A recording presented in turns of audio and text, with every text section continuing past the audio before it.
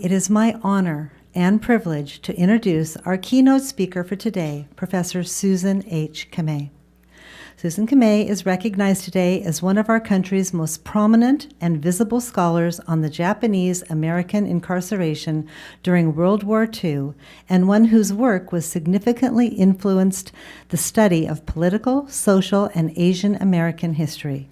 Her book, When Can We Go Back to America? Voices of Japanese-American Incarceration During World War II, has received critical acclaim for its riveting, meticulously researched, and comprehensive historical narrative of this tragic episode in our nation's history. Professor Kamei created and teaches a popular USC undergraduate course on the incarceration and its constitutional and social implications today, the first of its kind to take a comprehensive and interdisciplinary approach to this complex subject.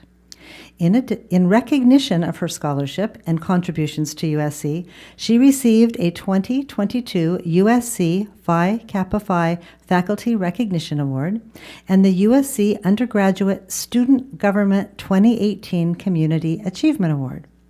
She has appeared in broadcasts by media outlets such as NPR, C-SPAN, France 24, and NBC, and her op-ed pieces and other articles have been published in the Los Angeles Times, The Conversation, and Discover Nikkei. She draws upon the stories of her incarcerated grandparents and parents and her experience as a volunteer leader in the legislative campaign for the Civil Liberties Act of 1988 that acknowledged the wrongfulness of the incarceration and provided token reparation payments to surviving incarcerees. In addition to her engagement with the topic of the Japanese-American incarceration, she has enjoyed a long career at USC in academic administration, including service as an associate dean for the USC Dornsife College of Letters, Arts, and Sciences. She currently serves as the managing director of the USC Spatial Sciences Institute.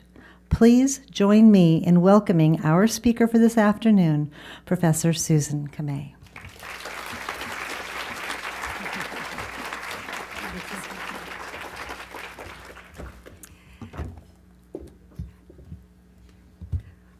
Well, thank you so much for that kind introduction, and especially for the opportunity to be with you today.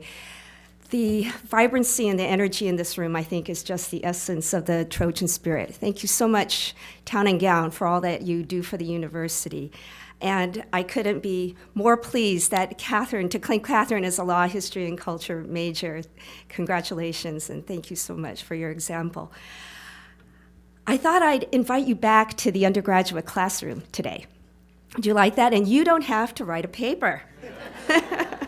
But you might keep your eyes and ears open because there might just be an extra credit question at the end. Undergraduates love the chance to get any points that they can.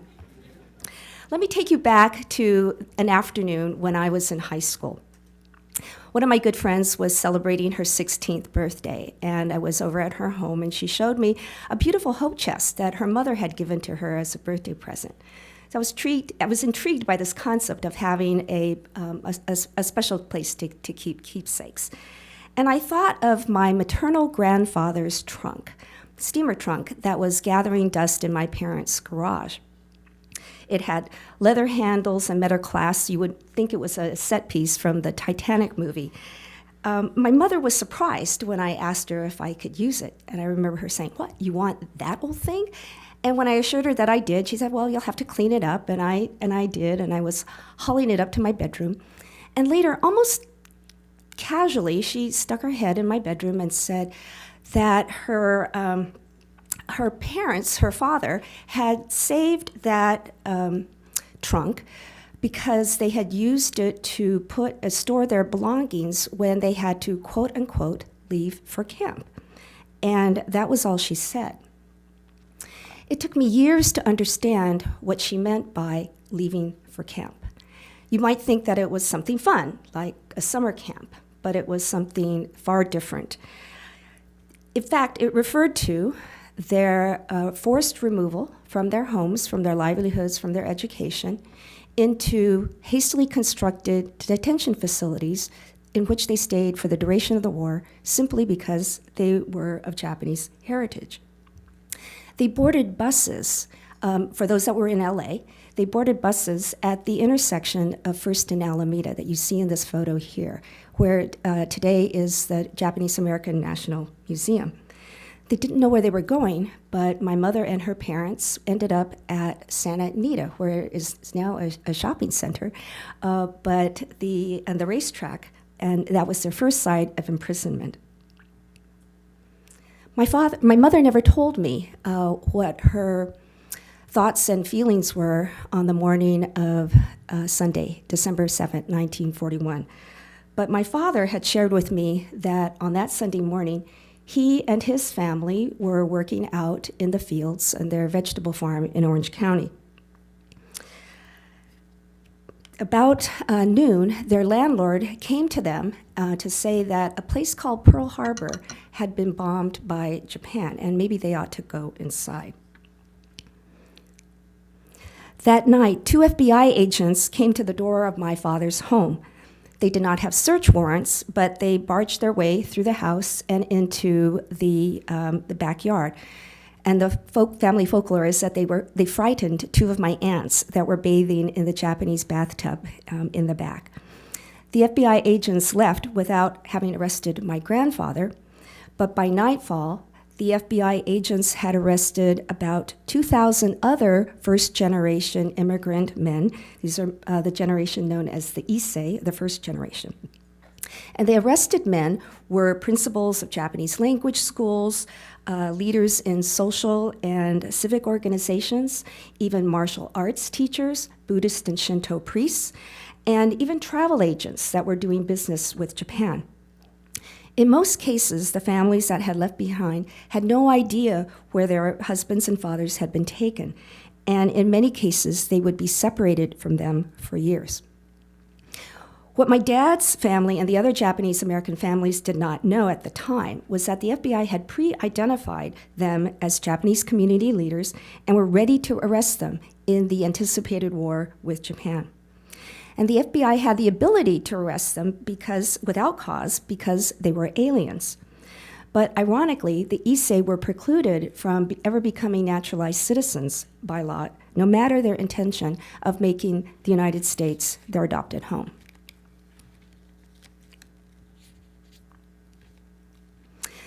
The next morning, my father sat in a school assembly at Huntington Union High School as the entire school listened to President Franklin D. Roosevelt address Congress and declare that the United States was in a state of war with Japan. And even as a 14-year-old high school freshman, my father knew that things were never going to be the same and that things were going to turn ugly. An honor student, he ended up dropping out of school rather than deal with the animosity and expressions of hatred targeted against him and anyone else perceived to have the face of the enemy. It made no matter that he and other children of the Issei pioneers were American-born citizens. And this is the generation known as the Nisei, or the second generation. Very quickly, the prevailing view became that the Issei immigrant aliens and the Nisei citizen children were both generations considered to be wholesale sympathizers with Japan and should be suspected as potential spies and saboteurs, disloyal to the interests of the United States.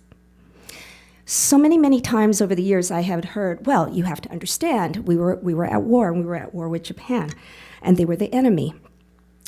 But the suspicions about Japanese persons of Japanese ancestry did not just start with the Pearl Harbor bombing.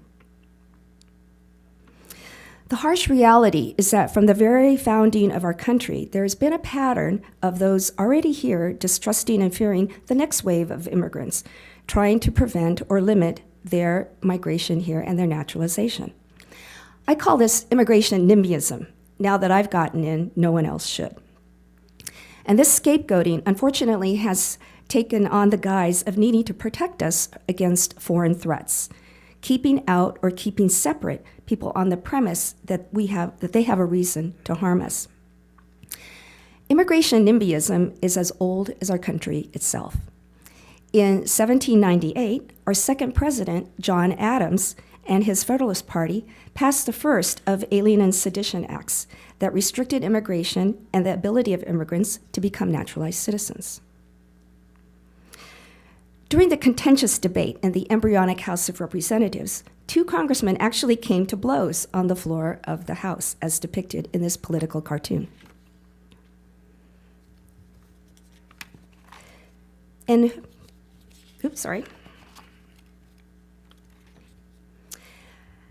And here we have another political cartoon of the time. Who were the immigrants at the time of the founding of the country? Anyone here with French and Irish heritage? Yeah, okay, so the suspected and hated immigrants in 1978 were the French and the Irish. And this political cartoon depicts the French as a five-headed monster.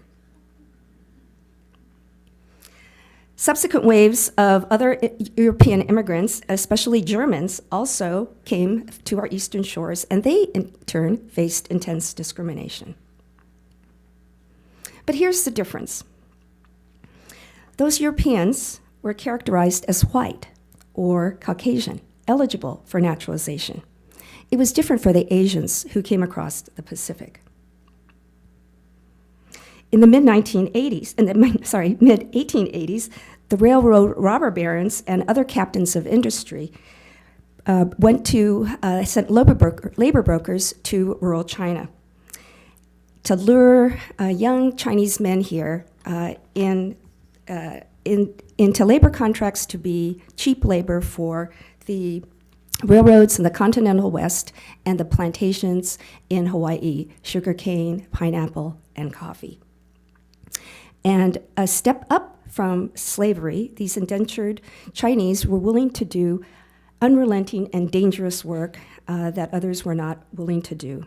Considered fit for this backbreaking work, they were, however, considered unfit for citizenship.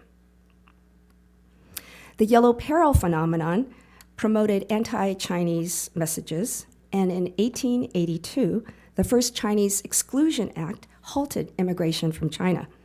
And this ban remained in effect for 70 years.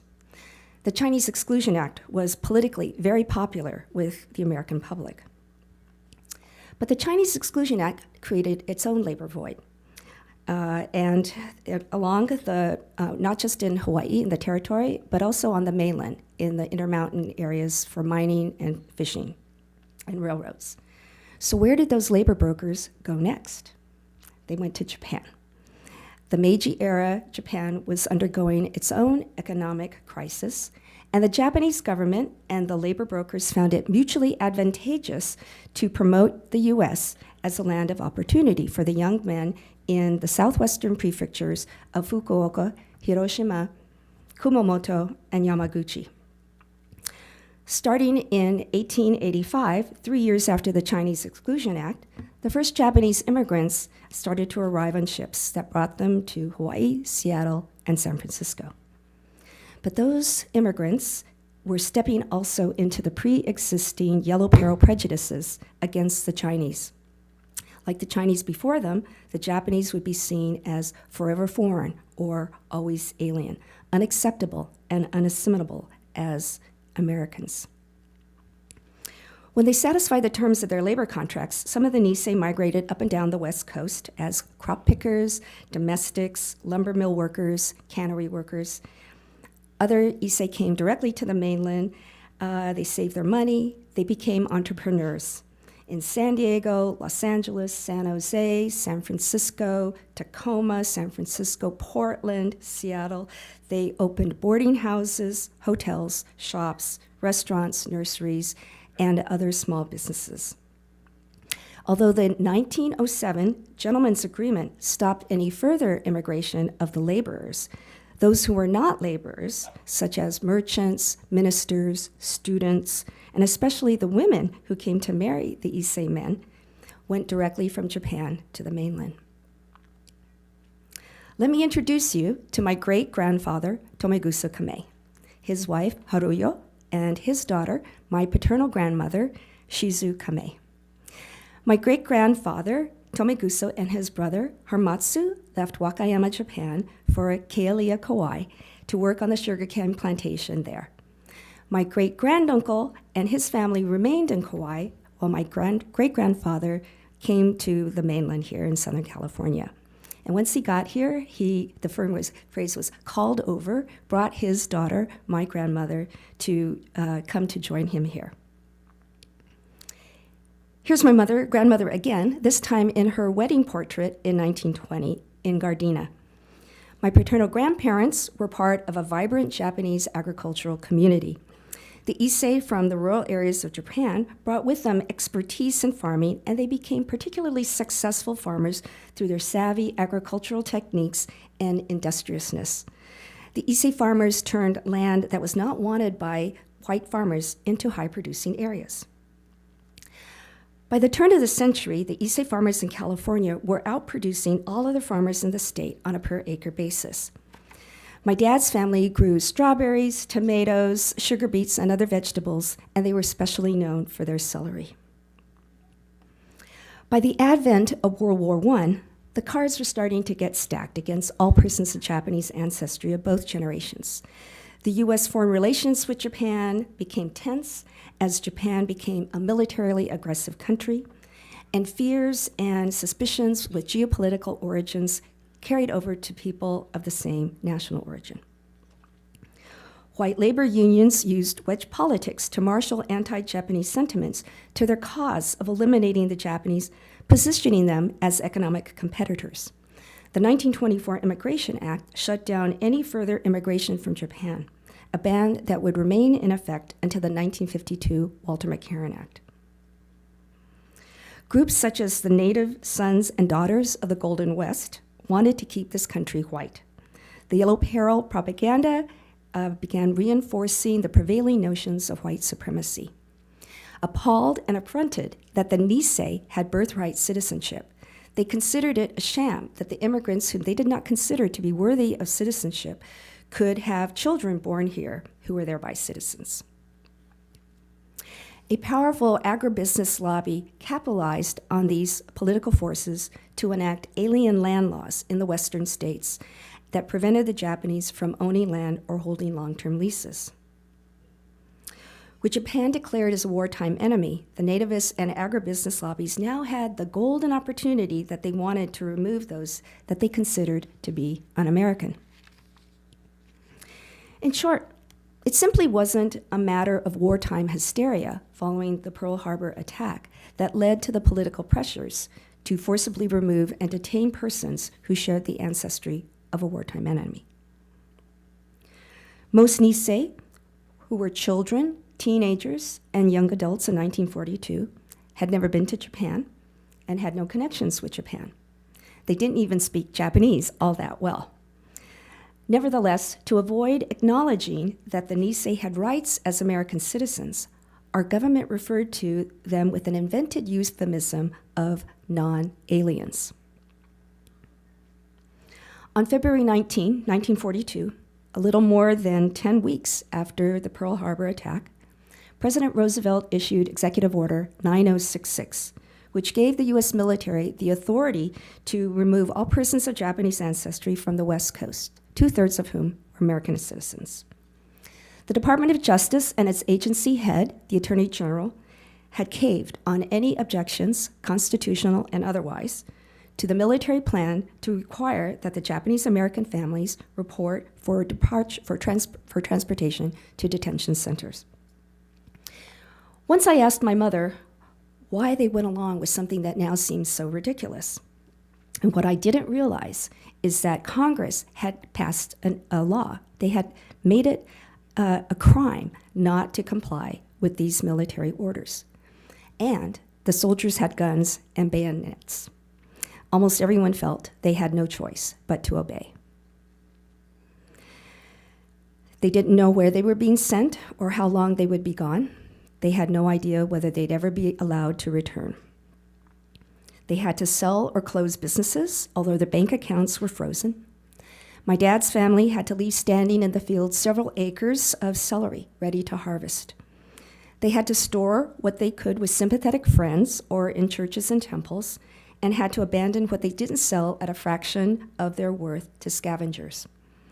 They never recovered from the loss of their life efforts and savings after this point. Approximately 2,500 Nisei University students were among those who had to leave their West Coast lives under these military exclusion orders. 121 of those Nisei students were here at USC. And here are some of them in the Japanese Trojan Club, pictured in the 1942 El Rodeo. On short notice, the Army soldiers told them they needed to leave their homes. And from the moment they arrived at the departure points to board the buses and trains to the so-called assembly centers, they were surrounded by lines of soldiers with guns and fixed bayonets. Photos were not allowed to show the soldiers pointing their guns and bayonets at them, but there are many, many, many firsthand accounts describing this. And yet the media made it seem that they were willing and went along even happily. The San Francisco News reported that, quote, most of the evacuees seemed to feel that they were going on a picnic, close quote. When they arrived, they were shocked to find the prison environment: a barbed wire perimeter with 24-hour armed guards in towers with searchlights. They would be subjected to unannounced searches in their barracks and twice daily roll calls to make sure no one had escaped. I mentioned that my mother and her parents were among those that were sent to the Assembly Center at Santa Anita. They considered themselves lucky that they weren't among the thousands of other incarcerees who were assigned to live in the horse stalls, there and also at the Tanforan racetrack, reeking of the smell of manure that they could never get rid of. At other assembly centers, they were on fairgrounds, and other incarcerees were put into the livestock pens. My mother and grandparents were among the 18,000 that were put in hastily constructed barracks built on an Army model with mess halls. And in the summer of 1942, they were transported again to one of the 10 War Relocation Authority detention facilities, which have become known as the camps. And for the duration of the war, they were prisoners in desolate parts of our country, including remote areas of Wyoming, Colorado, Arizona, Arkansas, Utah, and in the interior of California. They endured extreme weather without proper clothing, inedible food, limited supplies of hot water, inadequate medical care and education, and probably one of the most dehumanizing aspects, sporadically functioning toilets and showers without partitions. The overcrowded living quarters lacked any privacy. And one of the stories that I came about that I felt just had to be in my book was how stoic one of the Issei mothers had remained throughout all of this, until she was directed to take straw and stuff it into sacks to serve as their family mattresses. And it was at this moment that the Issei mother started to cry in front of her teenage daughter. And her daughter remembered that this was literally the last straw of her mother's brave facade. The Issei drew upon Japanese values of shikataganai, by accepting what can't be helped, and also gaman, to endure with dignity and strength, examples that they set for their Nisei children. There were those that protested and resisted in a variety of ways, but for the most part, the Issei and the Nisei alike suppressed their anger, resentment, and fear over being treated as criminals when they had done nothing wrong. In fact, many went to great lengths to emphasize their American citizenship and loyalty. When the U.S. Army again allowed the men of Japanese ancestry to serve in the military, thousands of young Nisei men in Hawaii rushed to volunteer. Remarkably, about 800 Nisei young men volunteered from the mainland from behind Camp Barbed Wire. Can you imagine? Okay. Here is Howard Uno being fingerprinted by an Army sergeant as part of his enlisting process. Howard left behind a wife and a baby in the Amachi Cap in Colorado. Later, thousands were drafted from the camps. the ultimate irony of being compelled to serve at the risk of death for the country that had imprisoned you just because they could not trust your loyalty. Together, the volunteers and draftees valiantly served in the 100th Battalion and the 442nd Regimental Combat Team in some of the bloodiest battles in Europe, and in the Military Intelligence Service in the Pacific Theater. The 100th and 442nd Regimental Combat Team remains today the most decorated military unit in all U.S. military history for its size and length of service. Yes, thank you. Real heroes. Even after the war ended, FDR refused to consider releasing the incarcerees for imprisonment until he had won his unprecedented fourth election. Once the exclusion orders were lifted to finally allow them to return to their West Coast homes in 1945, they faced intense discrimination, even terrorism and hate crimes. I've heard some incarcerees say that what they endured after the war was even worse than what they had endured during the war. Focused on rebuilding their lives and caring for their aging, demoralized Issei parents, many Nisei hyper-assimilated, distancing themselves from anything Japanese and getting tagged with a problematic identity as the model minority. Post-war, the common psychological response was to continue to suppress their anger and their shame. Like their Issei parents, the Nisei also sought to protect their children, my generation, known as the Sansei or third generation, from their burdens and put their painful past behind them. As a consequence, we Sansei only heard cryptic, selected anecdotes or references, such as my mother saying nothing more about my grandfather's trunk, or the weirdly happy stories of how they were kids and they played, or they were teenagers and they loved the dances. Stories of children and young people just making the most of their time behind the barbed wire. They grew weary of dealing with people who insisted that the denial of their rights was justified, or that their imprisonment was for their own good, or that in wartime, everyone makes sacrifices. My generation grew up without knowing why our parents didn't want us learning Japanese, and what motivated their intense pressure on us to excel academically. As my father used to say, you have to be so good that no one could ever deny you. We laughed about how our mothers saved every bit of string or countless tofu containers, not appreciating the severity of their wartime deprivation and the degree to which they had to be resourceful to construct any kind of quality of life. But mostly, we didn't understand their silence. We didn't understand why they put up with something like this. In the mid-1970s, my father was among the Nisei incarcerees and the politically engaged Sansei who sought to bring attention to this shocking episode in our country's history, and to undertake what was called an impossible dream, to have our government acknowledge that its wartime actions were wrong. I was in college at this time, and one day my father told me about some of the challenges that he and his family faced when they returned to Orange County and tried to resume their vegetable farming. They had lost everything, they were destitute, and yet they struggled and persevered.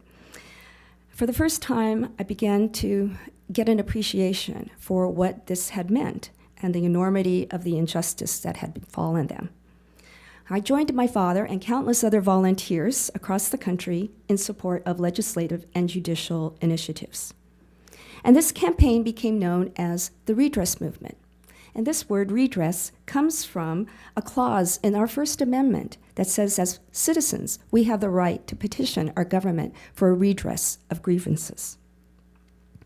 Improbably, we were successful in getting legislation passed in 1980 that established a bipartisan congressional commission to review the facts and circumstances surrounding the issuance of Executive Order 9066 and its impact on those incarcerated. In hearings held in 10 cities, the Blue Ribbon Commission heard testimonies from more than 750 witnesses. For the first time, the Nisei started to tell their heartbreaking stories. And this was a cathartic moment for our community, a start in addressing the intergenerational trauma resulting from the incarceration.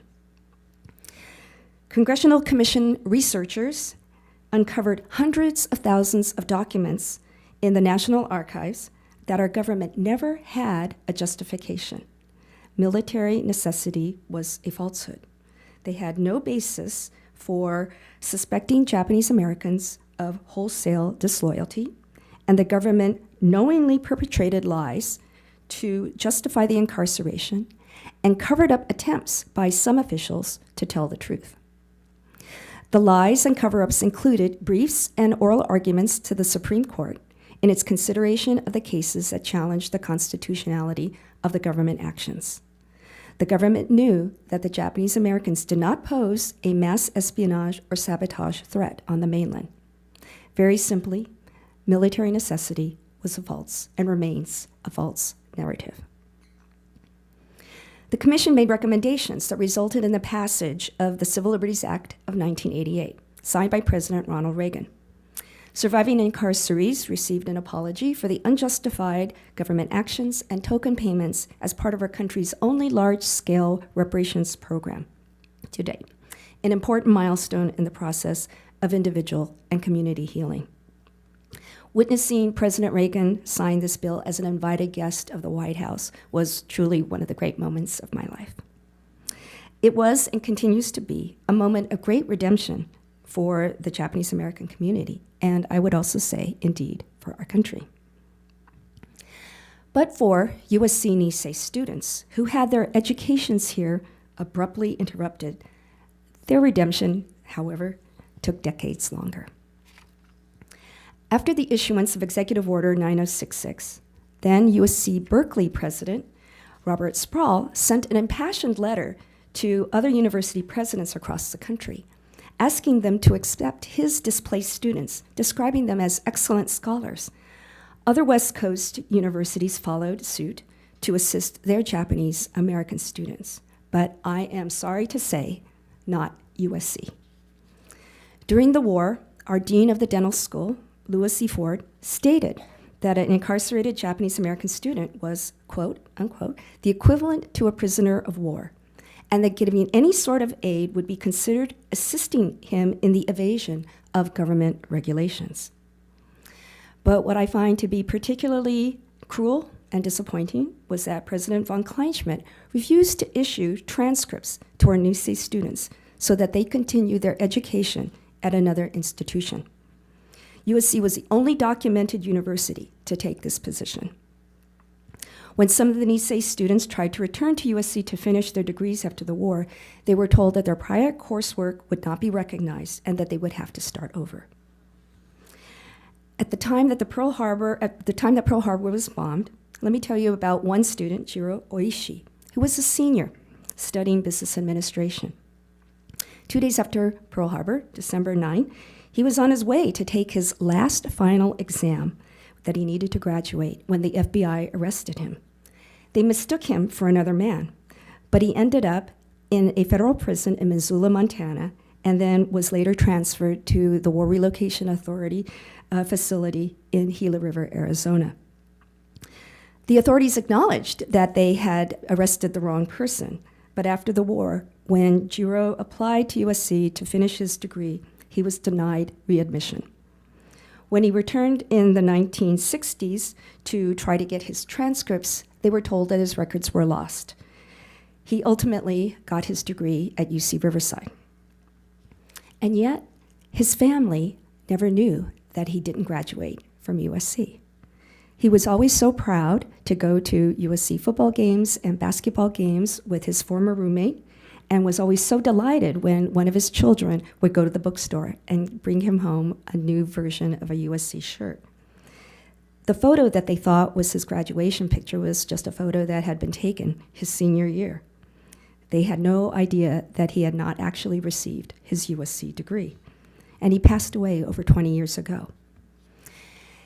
In 2008, John Kaji, then president of the USC Asian Pacific Alumni Association, took up the charge to recognize the wrong that had been done to the USC Nisei students.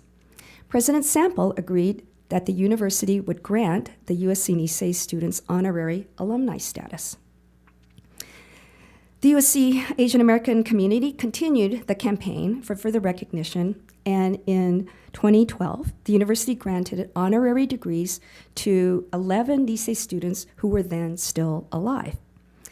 But at this point, 95% of the Nisei students had already passed away.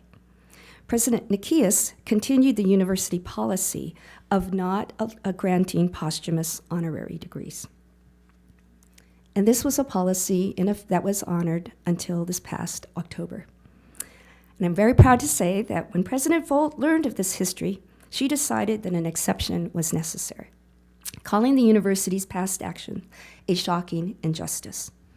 The offices of the president, provost, registrar, and the USC Asia Pacific Alumni Association and others undertook an intense and complex records search and outreach effort to identify the families of as many of the USC Nisei students as possible. And in April, President Folt conferred honorary posthumous degrees to 33 of the USC Nisei students, presenting their degrees to their family representatives, many of whom acknowledged that this was a meaningful act of atonement for their families. In addition, a beautiful rock garden has been created and dedicated to these USC Nisei students, honoring their spirit of resilience in spite of adversity. And this garden is just outside the entrance to the University Club. So I hope you'll take a moment when you're over there to experience the peacefulness in this garden and will join in the spirit of reconciliation with this part of our USC history. And I'd like to acknowledge the heroic and compassionate efforts of many of our USC leadership that made this possible, and in particular, Grace Shiba, the Executive Director of the USC Asia Pacific Alumni Association, Glenn Osaki of President Folt's team, and many others. Thank you.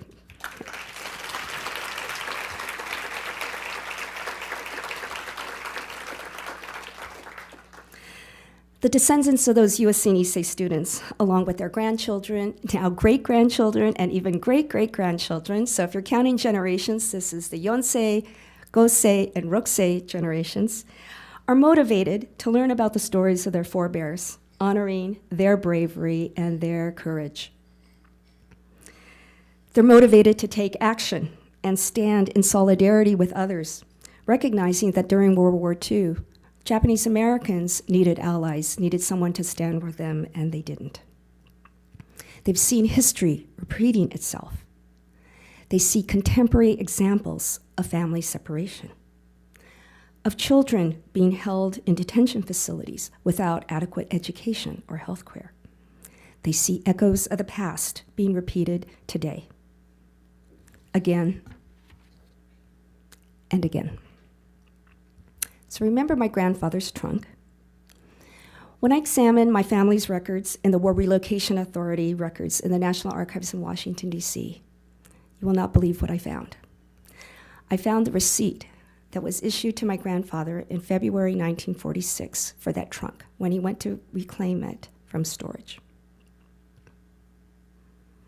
His trunk now sits in my living room, an ever-present reminder of my family's wartime subjugation. The story of my grandfather's trunk and of Jiro Oishi and of the other 125,284 incarcerated Japanese Americans whose legacies have been cloaked by emotion and obscured by the passage of time. And yet sometimes their stories are hiding in plain sight. The trauma of the generations of discrimination and injustice, its repression, and the process of redress, reconciliation, healing are part of the histories of individuals, of families, of communities, our university, and of the very history of our country itself. There's an expression in Japanese, okaga sama de. Because of you, I am. I give thanks to the incarcerees who have given us the example of how to endure with incredible grace and resilience and to overcome even generations later. Okaga sama de. And thanks to you for listening and for all you do for USC. and to fight for what it means to be an American. Thank you, and fight on.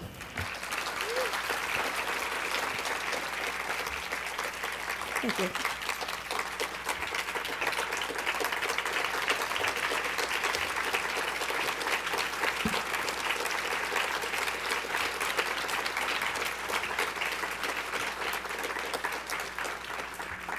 Do we have time for questions? We probably have time for one question. Okay, one question, and then remember I promised a bonus point.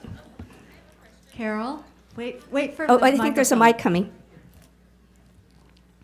I was over at the garden a couple weeks ago and sitting there, and it was so peaceful. And I remember reading in the Daily Tribune the opening of it. And the only thing I thought it was missing was water, the sound of water. And I was wondering who designed it. And the campus is filled with water. And Glenn. I just didn't know. Can we have Glenn have the mic? Yeah. Or come on up here, Glenn. Hi. So the simple answer is that it was designed as a dry garden. So a Japanese rock garden has the symbolism of water without actually needing to require water. So from President Folt's perspective, it's very sustainable. It doesn't have a waste of water from that standpoint. And from a Japanese perspective, the slate that you see, it's kind of like a bed. That is a symbol of the water. And you'll also see that it's not, okay, many of you have probably seen Japanese rock gardens where they might use sand and they kind of rake it in the form of creating a semblance of water. Our decision on that rock garden was to create it with a very aggressive slate stones to depict the turbulence of the time. Yeah, so there's a lot of symbolism there about that rock garden and the three stones in the center symbolizing a family, a group, because it was, the Nisei always said it was because of a gathering of others that they were able to come together and persevere. Yeah. Maybe they'd like to have an insider visit to the garden. Anytime, just let me know if anyone would like to have a Okay, tour. so thank you so much for your time and patience, but I did want to offer that bonus question. So what was the vegetable that was on my father's family's vegetable label? Oh, wait, I need one person. Okay, I saw a hand. All right, okay, so I have for you. So, come. And also one of my paperbacks. All right. Okay, Susan, let okay. her come and get that.